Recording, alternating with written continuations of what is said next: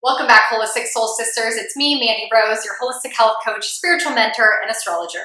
In today's video, we are going to talk about the full moon in Gemini. This full moon is a big deal in many ways, so we're going to dive right in this video. I'm going to keep it really short and simple, and I'll be sure to give you some ritual ideas at the end of this video to help you maximize the potential and what you need to release during this full moon. So let's start out with the basics. This full moon in Gemini is happening on December 18th at 11:35 p.m. at 27 degrees of Gemini. The sun will be in Sagittarius, wrapping up Sagittarius season, and the moon will be in Gemini. Now, this is the first moon in Gemini that we've had that has not been an eclipse since May of 2020. That is crazy. It's been almost 2 years. Every new and full moon in Gemini since then has been an eclipse. And this is the first one that is not, because the nodes of the moon have shifted into Taurus and Scorpio. If you've been following my videos and you caught that last full moon video in Taurus that I put out, we talked about the eclipses changing from Sagittarius and Gemini into Taurus and Scorpio. So this full moon in Gemini that is happening is going to be the major beginning of a new cycle where we are going to take everything that we learned during these eclipses in this area of our birth chart and actually release them once and for all so we can move on into this next 18-month eclipse cycle in Scorpio and Taurus. So the moon, as we can see from the chart here, is at 27 degrees Gemini, but the sun is at 27 degrees of Sagittarius. 27 degrees of Sagittarius is a very major point. It is what we call the galactic center. It is the point at which the Milky Way and our entire galaxy orbits around. So the fact that this full moon in Gemini is happening on the galactic center, and it's the first full moon in Gemini that we've experienced in almost 2 years that is not an eclipse, shows us what a major opportunity, major energy we have at letting go of the Gemini themes in our life. So let's dive right in. What is Gemini in our lives? What does Gemini rule over? Well, the first thing Gemini rules over is communication. It is all about wanting to speak with others, learn from others, take in information from others. And this is a big part of our lives. It's what we do all day. It's what connects us to others. It's what makes us human, is our ability to converse and learn and interact and engage with other people. The second thing that Gemini rules over is our mind. The ruling planet of Gemini is Mercury. And you know from Mercury retrogrades that it is all about communication, but also our mental health. What we think, how we learn, how we process data, how we gather facts, how we interpret those facts. So when we deal with the moon in Gemini, it is all about the mental mind. It's all about our stimulation and how we take in information and then how we communicate that information back out into the world. The third thing that Gemini rules is transportation and travel. So how far do you like to go? How far do you travel for work? Do you like to engage with your community? Do you get out in your neighborhood? It rules our short distance travel and our transportation, like our car. Do we take a bus? Do we ride our bike? Do we like to walk? Those kind of things. The fourth thing that Gemini deals with in our lives is technology. So it is using technology to, again, communicate, to learn, to process information, or to get from point A to point B. Now, something to know about Gemini energy is it's an air sign. It's very go with the flow. It's here and it's there and then it moves. So Geminis are very curious. This is an energy where we want to learn. We want to ask questions. We want to get to the bottom of things. We want to get all the data. So we are curious and our little mind is racing with questions. And Gemini is also ruled by the twins. And the twins represent the polarity of life, the duality of life, the fact that you can have this and you can have that. You can be masculine and you can be feminine. You can want love and want space for yourself. You want it all. Gemini is definitely known as a sign that is bipolar, but that is not the case at all. They are not this or that. They believe that they can have it all. They want it all, and they want to find that duality in life. You can have really high highs, but also be going through really tough things at the exact same time. Or you could be experiencing a really hard phase of your life and then have moments of joy. You can have both and still be feeling both emotions. Now remember, the moon is all about our emotions. So it's how we feel about the way we communicate, how we feel about the people we communicate with, how we feel when we receive information. A good example is maybe wanting to look at your partner's phone, right? You're very curious, Gemini, curious, wanting to get the data, wanting to find out what they're doing. And then you look at the phone and you can't emotionally handle what you read. Or maybe you want to learn something new, so you get a book on a topic that is a little nerve-wracking for you. And then you start reading the book and you just start realizing all this stuff you didn't know before.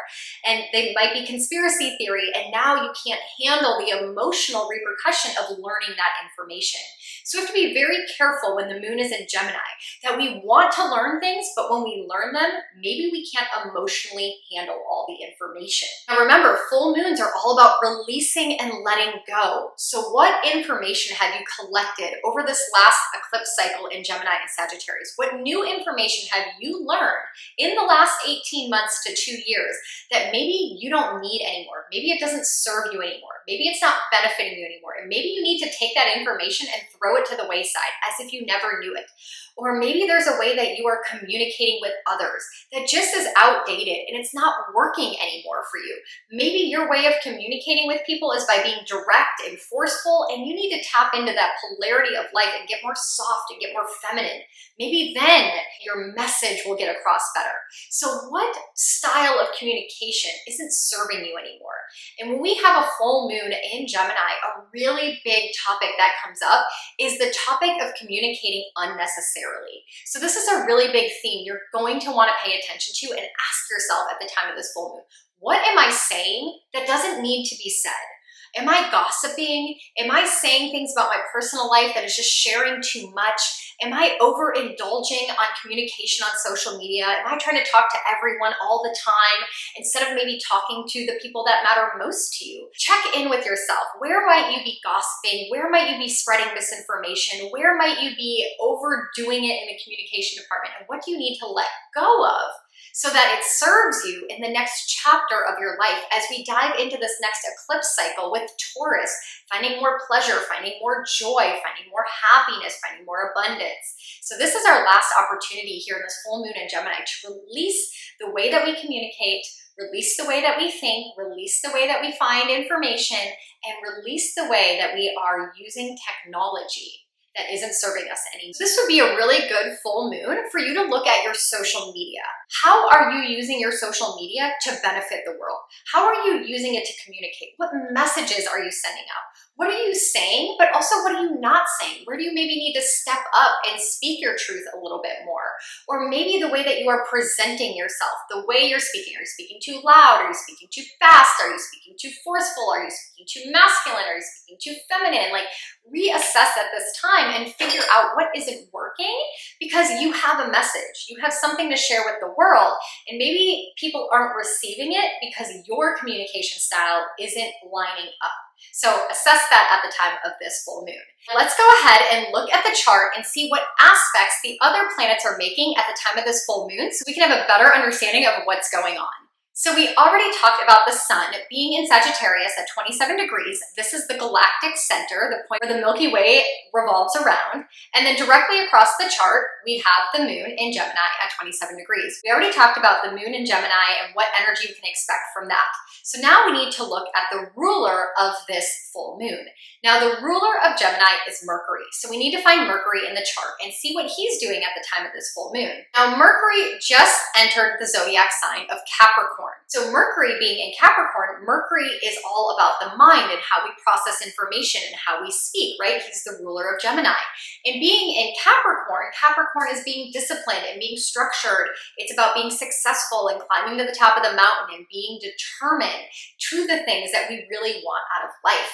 So this is where we analyze the way that we speak, the way that we think, the way that we communicate, who we communicate to. Is it productive of getting to our tangible long-term goals? Is it helping us? Is it hurting us? Is it helping us being respected in the world? Capricorn is the leader and it wants to be respected. So is the information that you are giving out, is the way that you are engaging with others respectful? Is the information you're providing helpful to others?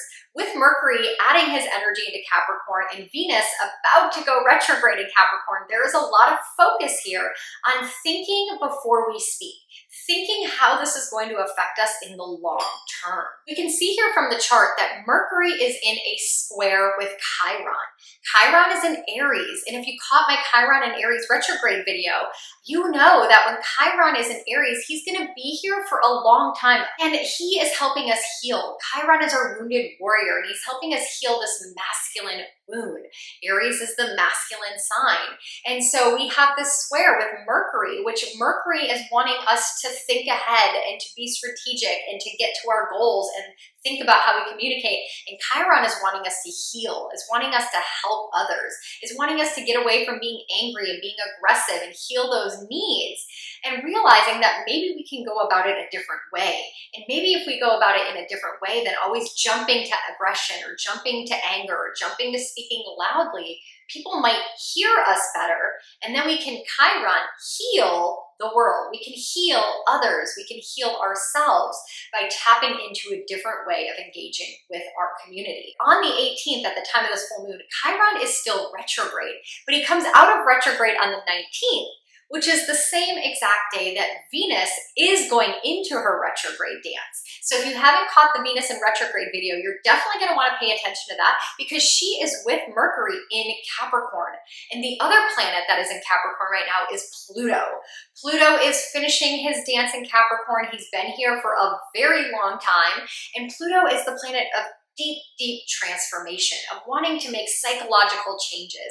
He deals with our primal urges and our primal instincts, and he's been in Capricorn really helping us learn some lessons in this area of our life. So there's a lot of Capricorn energy going on at the time of this full moon. So again, communicating, the way we communicate, what we communicate, how we think, how we speak, how we engage, who we talk to, and using our social media, using our technology, using the internet, and how we speak to others and how we engage in others, and what message are we sharing to the world? Because Chiron in this square with Mercury, the ruler of this full moon, is asking us to help heal, not to create more wounds and more trauma with our words. So we know that the ruler of the moon in Gemini, Mercury, what he's doing, but we haven't talked about the ruler of Sagittarius, where the sun is.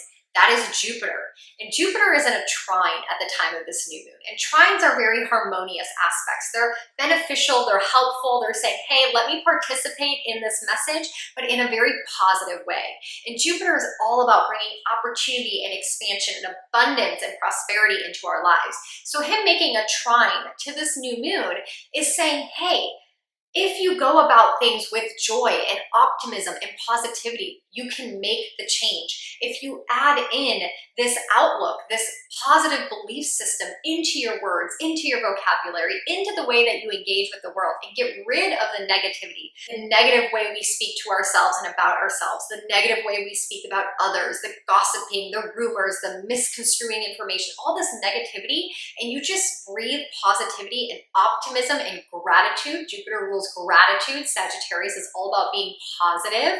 If you breathe this more into your communication and into the way that you think about life and yourself and your beliefs, you are going to help heal more. You are going to change the way that you engage on social media and interact with others. So I hope that this message is very helpful for you. So some things that you might want to do as your ritual for this full moon is write a gratitude letter. Because we want to speak more positivity into the world, start with what you're grateful for. Write a letter to someone that maybe you haven't talked to in a while, or maybe someone that is very close to you that you don't express your gratitude towards enough. So writing a gratitude letter would be a good thing to do at this full moon ritual. A second thing you could do is writing a forgiveness letter. I'm sure everyone has gossiped at some point or said something about someone and they later found out you said it. And so writing a forgiveness letter. Now this isn't something you necessarily need to give to them and rehash it all, but just forgive yourself for not doing better. Forgive yourself and apologize to the universe, to the world, to the person, and take that forgiveness letter and burn it, because this full moon is all about releasing and letting go of that guilt and letting go of that shame. because now that you know better, you're gonna do better, right? And the last thing you might wanna do around this full moon is revamp your social media, because we are releasing and we are letting go of the old way and the old messages and the old belief systems of Sagittarius. This is an opportunity to revamp and look at from an outside perspective, what am I communicating and how am I communicating using my social media platforms, and breathe some positivity into it, change the messaging, change your perception, and you will find the Jupiter abundance and prosperity come to you. So hopefully this video helped you better understand this full moon in Gemini. If you have your 2021 Retrograde Astrology Journal, this is the last full moon of 2021. What a big deal. And you're probably really close to the end of your journal. So thank you so much to everyone who purchased it in this last year. You do have the 2022 copy available for purchase.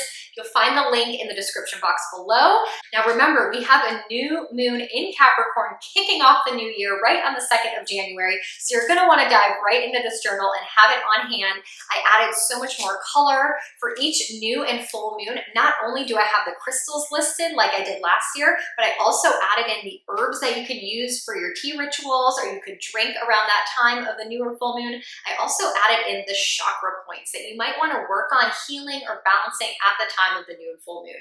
So proud of this updated version of the 2022 Retrograde Astrology Journal. Thank you guys so much for tuning into these videos.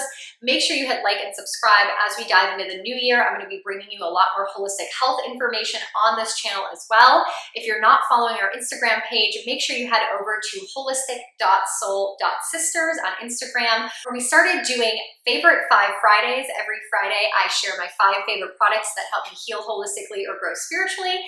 And on Saturdays, we do a What's in the Stars Saturday. So if there's no major astrological event for a YouTube video, I share every Saturday what you can expect, what the other planets are doing, and just the energy you might be feeling for the upcoming week. So go ahead and follow us over on Instagram, the private Facebook community. We share so much more information. We do Soul Growth Sunday, where we dive into a personal development topic. I post so much more information on astrology, holistic health and healing, and spirituality in general. So I'd love to have you be a part of our Holistic Soul Sister community. You will find links to all of that in the description box below, and make sure you share this video with someone you think would benefit from this information. Thank you guys so much for tuning in, and I will catch you in the next video.